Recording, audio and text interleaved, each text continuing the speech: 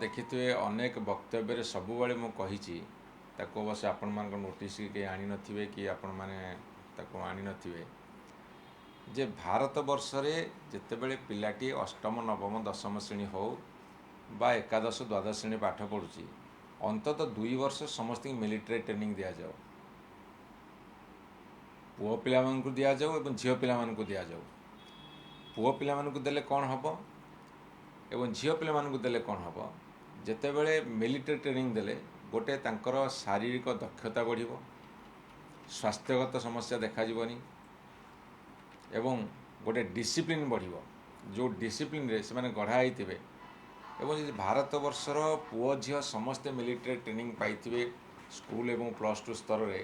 ताहाले कौन सी देश आम विरोधी देश एपटे चाइना अच्छी सेपटे पाकिस्तान अच्छी सेपटे बांग्लादेश आम नुआ नुआ शत्रु होती आमर सबू पड़ोसी राज्य तो आम शत्रु ता साथे इंटरनेशनल स्तर रे बहुत देश आम मित्र अच्छा बहुत देश आम शत्रु अच्छा एवं पाकिस्तान को समर्थन करने किसी देश कहते